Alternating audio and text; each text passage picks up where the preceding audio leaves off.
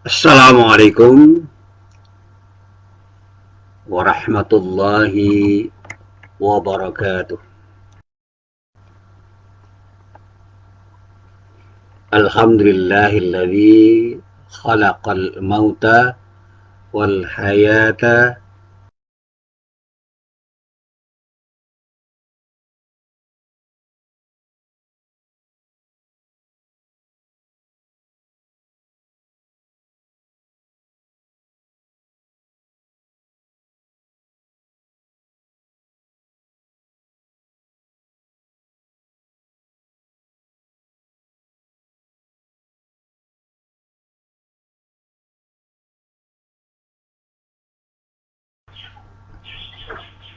para jamaah yang dirahmati Allah.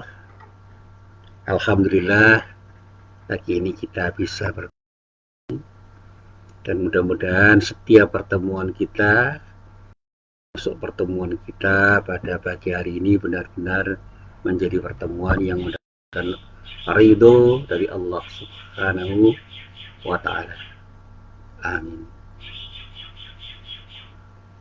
Para jamaah yang dirahmati Allah, masih menggali semangat hijrah.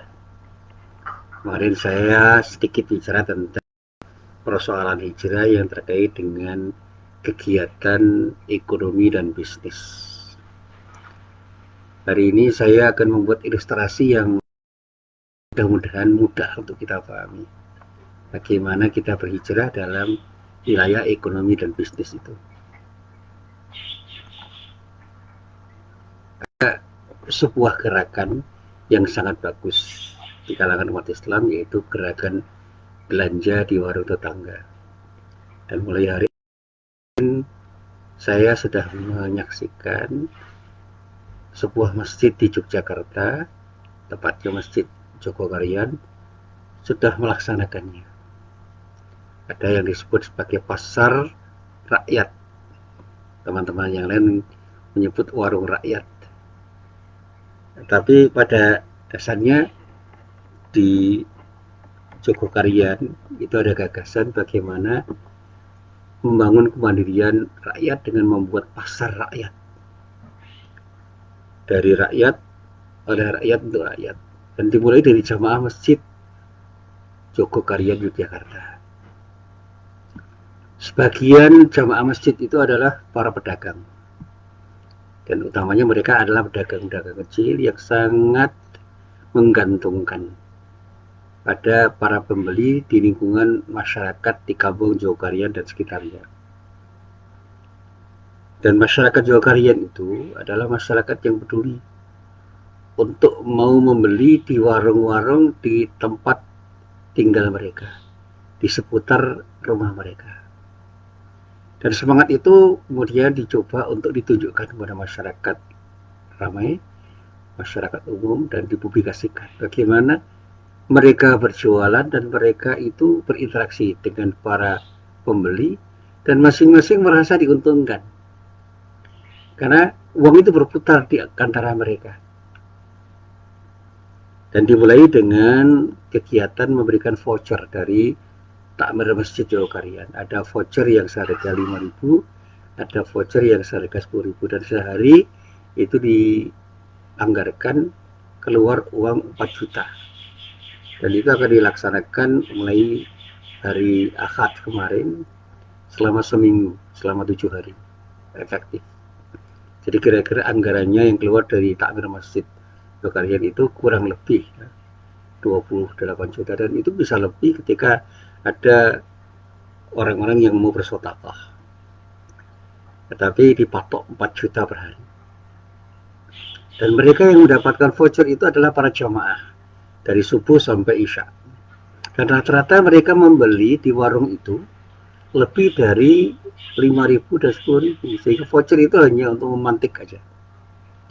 Dan ternyata alhamdulillah, kegiatan gerakan belanja di warung tetangga yang seringkali disebut dengan BDWT yang diserukan oleh takmir Masjid Jogokarian ini bisa mengurangi mereka untuk belanja di tempat lain, dan mereka bisa menambah income para pedagang di sekitar Masjid Jogokarian. Artinya ada pemberdayaan di antara mereka. Dan apakah harga yang dipatok oleh para pedagang itu mahal? Tidak. Harganya tetap harga pasar, harga wajar saja. Tetapi karena mereka itu mendapatkan pembeli yang banyak, akhirnya pada hari itu mereka mendapatkan untung yang lumayan banyak. Ya, hasil dari pencermatan teman-teman saya selama sehari kemarin, uang warga yang masuk ke para pedagang itu mencapai angka jutaan rupiah, lebih dari 4 juta per hari. Artinya mereka yang tidak punya voucher pun boleh membeli dengan uang cash, uang kontan. Dan mereka yang punya voucher itu rata-rata membeli di atas harga voucher itu. Yang punya uang 5.000 ya bisa beli 6.000, tinggal menambah uang 1.000 dan selanjutnya. Yang punya 10.000 juga begitu. Mereka membeli di warung-warung itu tidak hanya 10.000 tapi juga membeli lebih. Dan andai kata kita bayangkan ketika mereka itu menjual makanan-makanan kecil yang harganya itu 2.000-an, mereka membeli 10, artinya mereka harus mengeluarkan uang 20.000. Tapi karena punya voucher 5.000 tinggal mengeluarkan 15.000. Karena punya voucher 10.000 tinggal mengeluarkan uang 10.000. Dan itu dilakukan dengan senang. Mereka bahagia karena apa?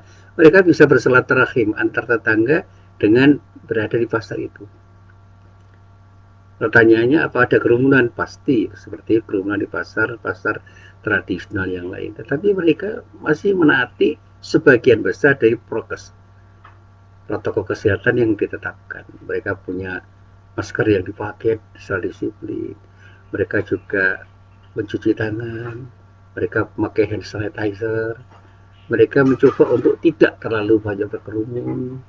Jadi sebentar mereka beli dan sebentar mereka keluar terus mengalir, dan alhamdulillah manfaatnya luar biasa. Data yang diperoleh teman-teman saya yang itu masih data yang sangat sederhana. Mereka para pedagang itu memperoleh keuntungan yang cukup besar. Dan bahkan beberapa pedagang di luar Masjid Jogokarian itu terkurangi pendapatannya karena sebagian besar penduduk Jogokarian dan jamaah Jogokarian lebih senang membeli di warung yang ada di halaman Masjid Jogokarian Yogyakarta itu. Salah seorang yang disebut sebagai penggagas dan koordinator kegiatan itu, tidak saya sebut namanya, itu mencontohkan dalam satu hari kerja saja uang yang masuk per hari lebih dari 4 juta. Nah, pasti lebih dari 4 juta. Andai kata seminggu 28 juta itu minimal. Andai kata para pembeli itu membeli 2 kali lipat dari voucher itu, artinya 8 juta mengalir di seputar halaman Masjid Jogokarian itu. Dan andai kata itu kemudian menjadi gerakan massal, sehari itu dikeluarkan voucher itu lebih dari 4 juta, misalnya 5 juta atau bahkan 10 juta karena sodako dari para agnia, orang-orang kaya. Yang membeli bisa saja itu banyak orang, apalagi ketika yang ditawarkan oleh para pedagang itu adalah kebutuhan-kebutuhan yang real dibutuhkan oleh masyarakat. Saya yakin masyarakat akan berbondong-bondong membeli di warung yang ditempatkan di seputar halaman Masjid Jogokarian itu. Dan kalau ini ditularkan ke semua masjid di Yogyakarta saja, wah itu menjadi gerakan yang luar biasa. Dan saya yakin gerakan pemandirian ekonomi masyarakat itu akan bisa terjadi sebagai akibat dari gerakan yang seperti ini. Dan ini sebagai pemantik saja. Kalau kegiatan ekonomi dan bisnis itu tidak hanya seperti itu. Di kampung saya itu ada semangat.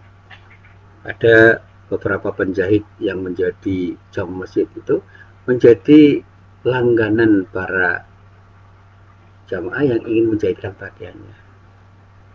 Beberapa orang jamaah yang setiap hari itu membuat makanan kecil itu menjadi langganan.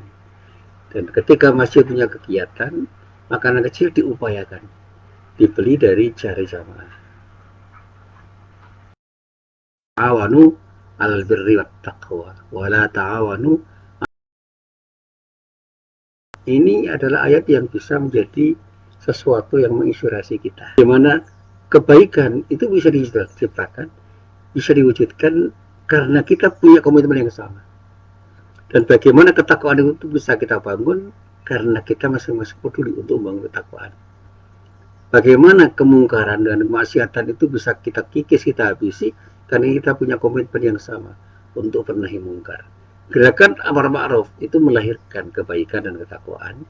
Gerakan nahi mungkar itu melahirkan hilangnya kemaksiatan dan kemungkaran dalam berbagai macam bentuknya. Sehingga yang buruk akan hilang karena komitmen dari masyarakat, yang baik akan tumbuh subur dan berkembang karena komitmen dari masyarakatnya. Belum lagi, kalau kita itu menggagas lebih dari apa yang dilakukan oleh Takmir Masjid Jogokarian, bagaimana kepedulian itu tidak hanya dalam bentuk pedulian untuk membuat warung, tapi membuat pasar yang betul-betul dibutuhkan oleh masyarakat sehingga masyarakat tidak perlu keluar. Masyarakat butuh apa? Di situ ada. Masyarakat butuh sekolah, di situ ada. Masyarakat butuh bensin, butuh bahan bakar, apapun untungnya di situ ada. Masyarakat butuh pengajian, di situ ada. Masyarakat perlu mendapatkan bantuan hukum, di situ ada. Dan apapun yang dibutuhkan masyarakat, di situ diadakan. Sehingga gerakan pemberdayaan masyarakat itu betul menjemput pula. Saya masih ingat ketika berbincang-bincang dengan salah seorang teman saya menjadi pengacara. Bagaimana pengacara itu jemput pula untuk memberikan bantuan hukum kepada masyarakat tanpa harus memberi masyarakat itu dengan beban yang memang sulit bagi masyarakat untuk menanggungnya. Jadi ini kepedulian. Bukan berarti semua harus gratis, tidak begitu. Kita sering bisa membantu. Satu saat ada kegiatan penyuluhan hukum. Satu saat ada gerakan pemberdayaan masyarakat melalui bantuan hukum. Sehingga masyarakat itu tercerahkan. Dan ini tidak hanya bisa dikerjakan oleh pengacara, bisa dilakukan oleh para notaris, dilakukan oleh konsultan manajemen, dilakukan oleh para psikolog, dilakukan oleh siapapun yang peduli untuk memberdayakan masyarakat. Saya pernah punya teman, seorang psikolog, yang sering memberikan pengajian di masyarakat, dan pengajiannya itu mencerahkan betul, sehingga konsultasi psikologi itu bisa menjadi sesuatu yang indah, karena apa? Dilakukan oleh para psikolog yang mendatangi masyarakat, sehingga curhatan masyarakat itu lahir di dalam pengajian itu. Satu saat konsultan manajemen perlu turun ke pasar, turun ke bawah di masjid-masjid untuk berbicara tentang persoalan manajemen, termasuk manajemen bisnis.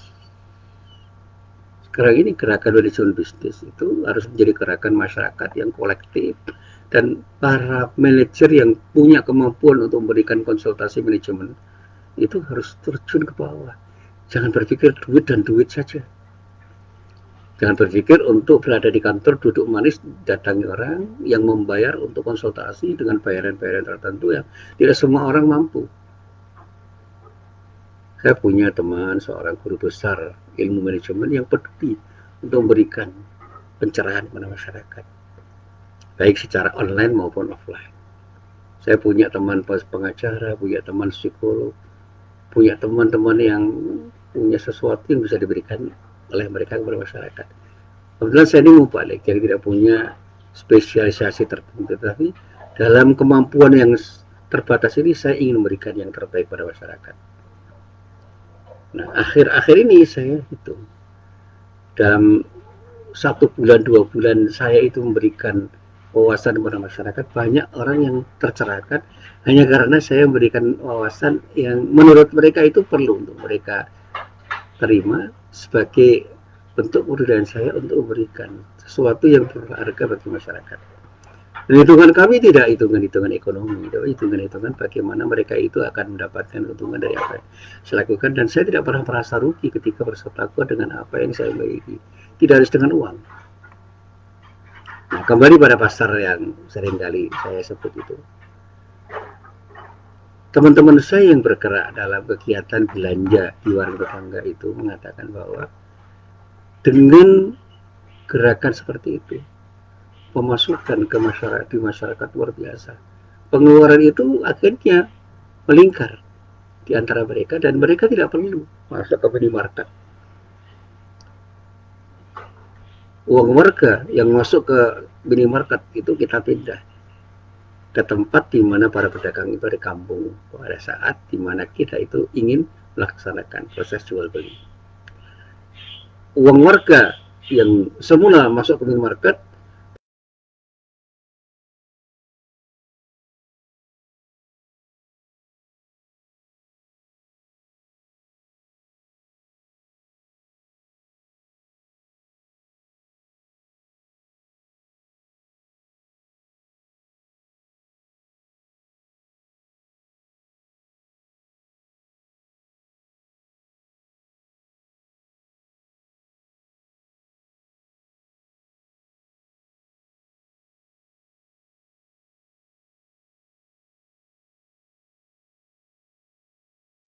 dengan penuh kesadaran betul-betul melaksanakan gerakan belanja di warung tetangga, insya Allah banyak hal yang bisa kita lakukan untuk bisa membuat diri kita semakin berdaya. Dan inilah yang sering saya sampaikan pada teman-teman saya. Jadi ketika teman-teman yang punya toko besar dengan berbagai macam dagangannya itu kita pindah dagangan itu ke kampung-kampung, insya Allah sebagian itu akan bisa kita nikmati. Tapi tidak mungkin 100% kita pindah kampung karena keterbatasan pasar yang kita miliki. Tapi ketika toko-toko kecil di kampung itu yang pendidikan olahraga itu bisa menyediakan kebutuhan-kebutuhan penting yang dibutuhkan oleh masyarakat, insya Allah apapun bisa kita lakukan dalam rangka untuk memberdayakan diri kita. Ke toko-toko grosil dan toko-toko retail sembako itu tidak perlu kemudian menunggu pembeli, karena mereka turun ke bawah untuk bekerja sama memberdayakan masyarakat dengan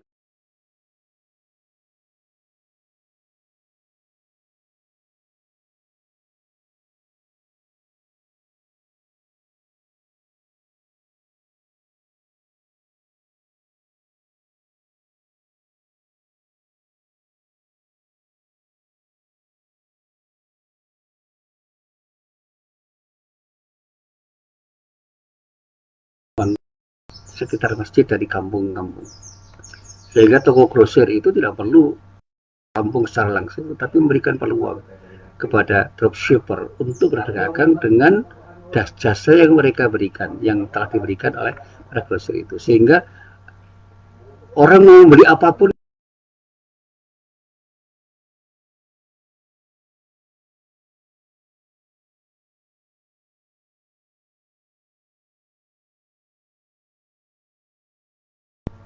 dari hal yang paling sederhana, membeli sabun sampai membeli motor pun bisa online, dan harganya itu bisa bersaing dengan yang lain. Karena apa? Masing-masing punya kepedulian untuk saling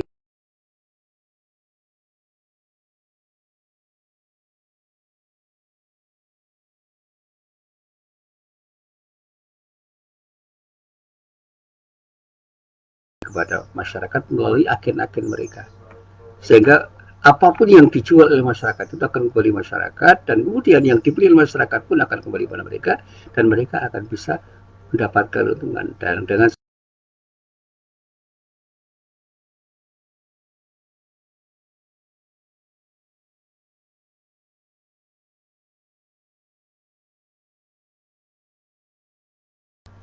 ketika berbelanja di toko, kita tidak sempat ngobrol dengan pemilik toko, berbahasa basi aja nggak sempat, melempar senyum aja kadang-kadang nggak sempat. Tetapi begitu kita itu membeli di warung tetangga, kita akan bisa berbahasa basi, ngobrol dengan banyak orang, dan kemudian kita sehari-hari akan bisa membangun silaturahmi dengan baik. Dan pada saatnya saya bisa membuktikan bahwa ketika semua orang peduli untuk saling memberi, insya Allah dengan kegiatan berbagai semacam ini, belanja di warung tetangga itu akan menjadi pemicu lahirnya kegiatan pemberdayaan ekonomi yang sangat bermakna.